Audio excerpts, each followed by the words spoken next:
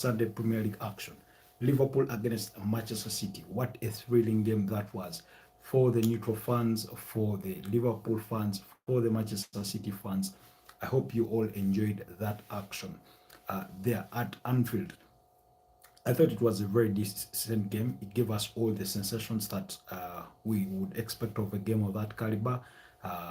The near misses, the missed chances, the brilliant tackles, the fouls, the physical action there in between the two sides, and I mean all. But overall, I did think that Jurgen Klopp's side did dominate the affairs on the day.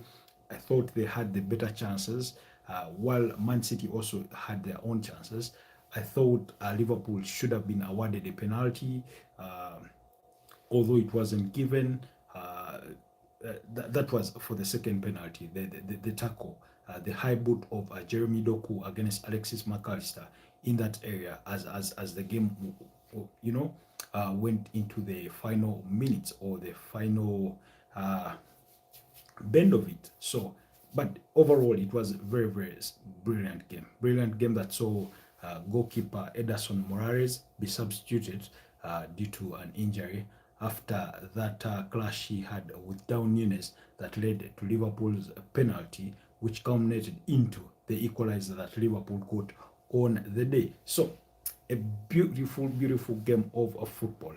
For the Arsenal fans, I think they did enjoy this one. At the end of the day, it was the result they wanted, possibly. I do not speak for them all, but I do think that it does put them at ease knowing that they go into next weekend when all the top three teams won't even be playing, because two of them will be having engagements in the FA Cup, that they will still be at the top of the table and possibly until after the international break. So a very, very beautiful game of football. When we looked at the lineups, of course, Manchester City looked the much stronger side. Liverpool with the likes of Conor Bradley and without Mo Salah having to start on the bench, bearing in mind that he had been involved in at least 18 goals in 19 games against Manchester City, was a bit of a scare for not just the Liverpool fans, but for all the Liverpool well-wishers in general. And perhaps it also gave Manchester City a certain sense of relief that the danger man in Mohamed Salah wasn't starting this particular game. But when you look at the two sides, I do think, in spite of that, it was still Liverpool that did dominate the affairs. And indeed, some of the statistics that were recorded on the day do not say anything otherwise. Liverpool had the better share of the possession with a 53% as compared to Manchester City's 47%. Liverpool had 19 shots in total over Manchester City's 10, although both sides had 6 on target. And then the big chances that were created, Liverpool had 3, while Manchester City had just 2. In terms of touches in the opposition box, Liverpool had 33, while Manchester City only had 18. So clearly that tells you the kind of game that it was, the kind of dominancy that Liverpool had in this particular game. Whereas I did not expect personally that Liverpool would get beat at Anfield, because they hadn't lost at Anfield in the previous, I think, 24 games, and today was the 25th. I was sort of positive that they would get a result. My feeling was that it would be a draw, or Liverpool would edge it in some way, because somehow they've been lucky this season, and indeed it was a draw. So given the statistics that they've managed to record against this Manchester City, especially when they are playing at home, I didn't think they would lose, because also bearing in mind that the 20 fixtures between Liverpool and Manchester City at Anfield had only ended in a single defeat for Liverpool, and then 13 wins for Liverpool and only 6 draws. So clearly, with all those factors in mind, also bearing in mind the environment of the Anfield with their fans fully buzzing, it was going to be a long day for Manchester City. Although I still didn't think that Liverpool would dominate Manchester City the way they did overall in the game. Wataru Endo in that midfield, what a player he was on the day. Very, very brilliant. He did give people lots of problems there. he played a very, very sensational game. The likes of Luis Diaz, quite sensational on the day. He wasn't as clinical as we would have loved him to be, because perhaps the chances he had the opportunity to score a goal or two in this particular game, but he didn't do that. But at least he gave this Manchester City a run for their money. I thought he had a very, very brilliant game. Virgil van Dijk in that back four quite led the youngsters in there, besides Joe Gomez, quite well. Conor Bradley did start this game. Again, I was again a bit surprised because Robertson was available to start, but he was left on the bench, and perhaps it was with good reason for Jurgen Klopp, because at the end of it all, it worked out a brilliant well. And when Andy Robertson was eventually brought onto the pitch, he was quite sensational, floating in those long balls and his long passes. So I do think overall they were very organized right from the back. In the midfield, they didn't allow to be dominated. Dominic Szoboszlai quite at the top of his game, just as much as Alexis McAllister. So everything seemed right on the day. Manchester City, I thought, beyond the assist that Kevin De Bruyne provided for the opening goal that John Stones did score, he was average. He wasn't the Kevin De Bruyne we've come to know for the many, many years. He didn't rise to the occasion. Braut Erling Haaland was kept quiet at best, and as well as Phil Foden, they were very, very quiet, especially in the second half. I remember Braut Erling Haaland having just about 2 runs, during one of which he played the ball into Jeremy Doku, so who was the second half substitute, as well as Mateo Kovacic. So clearly, that's the kind of game that Manchester City did have. Maybe Kyle Walker had a good game, but still Luis Diaz gave him a run for his money. He dribbled past him a couple of times. He was just sensational down that flank. So, like I said, John Stones opened the scoring in this particular fixture.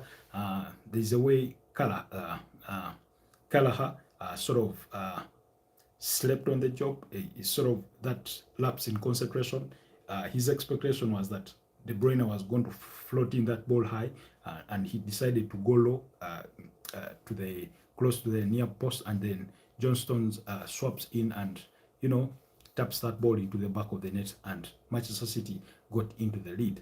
And then, of course, moments later, it was Nathan Ake who played the back pass towards Ederson Morales, and then that's Darwin Núñez intercepted that ball before it could reach Ederson, who fouled him in the process, and Liverpool were awarded a penalty. Eventually, Ederson got injured through that process, although he stayed on for a couple of minutes until he was forced to be substituted off. So the resultant penalty was given to Alexis McAllister, which he took brilliantly. Ederson Morales managed to dive to the right side, although he fell a bit low to McAllister's shot, so it was 1-1, and we were like, it's game on, it's game on. So very, very beautiful performance overall from this Liverpool side. In the second half, there were key moments again that Liverpool had, as well as Manchester City. Particularly, Jeremy Doku hit the woodwork in the second half, and then the ball bounced back to Kelleher, who collected it. That was a scare that came a bit late on in the game. On the other side, Ortega, who replaced Ederson Morales, made a couple of saves here and there. And then overall, either side had to stay composed.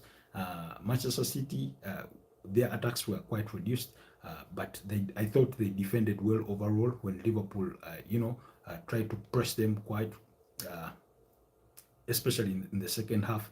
Manel Akanji there, John Stones, they did largely fairly well in terms of protecting their goal. They put in the tackles. Lodri in that midfield quite had a good game, although he did get frustrated at some point because Manchester City were not having a majority of the ball, so his nerves were got on, and eventually got a booking in this particular game. So very beautiful game of football that we did experience on a Super Sunday there in the Premier League, and I thought the result was was deserving, but if any side deserved more to go home with all the 3 points, it was Liverpool, because they didn't award them that penalty. The referee in Mark Oliver, along with his advisors in the VAR, were not able to award Liverpool that penalty for the high boot.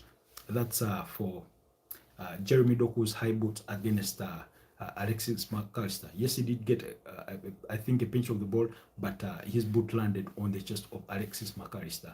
And then eventually the review waved it away that no harm done and no penalty was given. So perhaps that's a debate that is going to be had all week until next weekend. Jurgen Klopp has already said that for any football fan, that's a penalty all day. What they do expect is now a phone call from Howard Webb to apologize to them that it was a penalty, or somebody to justify that it wasn't, or that's on TV. But either way, he says it doesn't change the result, whether whatever the verdict, whichever side it goes, or even if it is both ways. So he thinks he's past it. He was quite impressed with the kind of game that they had. He said he didn't expect his team to be that dominant against the best, against arguably the best team in the world, which is Man City. You cannot really argue against that, because Manchester City are the best team in the world. They are the reigning champions of the UEFA Champions League. They did win a treble last season, winning the Premier League 3 times in a row. They won the FA Cup. So clearly, they are the best team in the world, and I do agree with the words of Jurgen Klopp there. Overall, I thought it was a very impressive game. Just do let me know in the comment section what you thought of the game. Did it meet your expectations? Were there frustrations for you? If you're a Liverpool fan, if you're a Manchester City fan, what do you think you could have done better in today's game? Anyway, Super Sunday didn't start with Manchester City. It began at the Villa Park, where Aston Villa were demolished by Tottenham, who beat them by 4 goals to 0. Now, the game, Aston Villa dominated the first half of the affairs. They're the ones asking questions, and although Tottenham were defending quite well in that first stanza, and then we come for the second half, and then things are flipped over. Pape Matsa providing the assist there with a sensational cross for James Maddison to turn into the back of the net to give Tottenham the lead. And then later on, it was Brennan Johnson who scored to make it 2-0. And then in between there, we had a very poor tackle of John McGinn against, I think, Destin Udogie. And he was given a straight red card, so he was sent off, and Aston Villa were reduced down to 10 men. And eventually, for Brennan Johnson, it was Song Hyun-min that provided the assist. And then, of course, moments later, after they had been reduced to 10 men, like as the game wore on, Son Heung-min scored his own goal there to make it 3-0. And then in added time, when Timo Werner, or a late substitution, came on, he also scored a goal to make it 4-0. Once again, Son providing the assist for that particular one. So very, very brilliant result for Ange Postecoglou's side. That result gave them 3 points, keeping them just 2 points behind Aston Villa, who are in 4th place, and they are in 5th place. That's for Tottenham, and also it widened their gap between them and the 6th place Manchester United, who they are above now by 6 points. Remember, Manchester United do have 47 points following their 2-0 victory yesterday against Everton. We did review that result and more in our earlier video that was uploaded to the channel. So clearly a very beautiful game. Then the other result that we saw on Sunday was a 1-0 victory for Brighton and Hove Albion over Nottingham Forest. Unfortunately, it was an own goal by Omomba Midele. Sorry for the pronunciation. It's the name is quite a bit hard there. So big victory for Roberto Di Zerbi's side. His team have had their ups and downs along this season, and they were walloped in midweek. That's on Thursday by AS Roma in the knockout stages of the UEFA Europa League.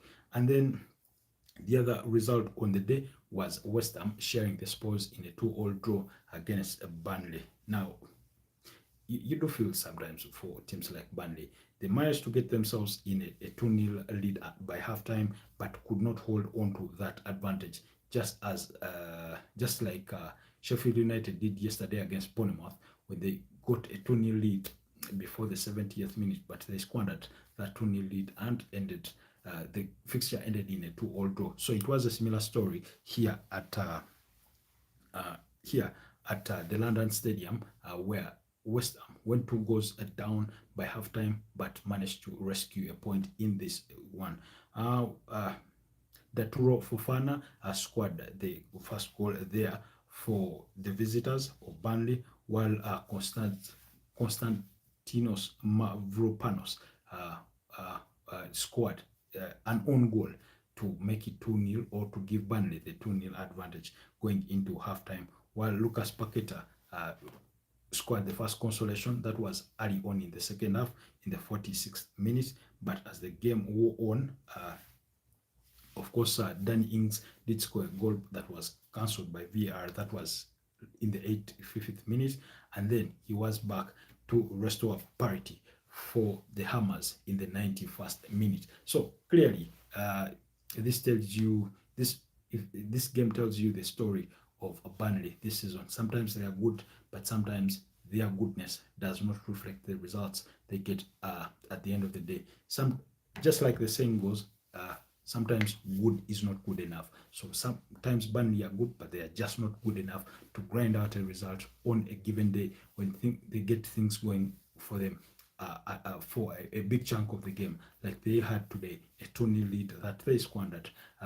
One would argue that it could happen against anyone, and you could say West Ham were capable of doing that, but for a team that is fighting relegation, it doesn't look like they will be staying up. Burnley and Sheffield looks like their fate is more or less or so sealed. We will know in the very few fixtures that are remaining for them. That's 10 fixtures. We will know whether they will stay or they will drop, and who will join them. I know the likes of Luton Town are close up there in the mix. The likes of Brentford and Everton, they're not so far away from that relegation battle mix. Those kinds of things. But anyway, that's it for me. I hope you enjoyed the Super Sunday action. Just to brief you a little for some of the results that came from elsewhere. Of course, we did enjoy Real Madrid beating up against we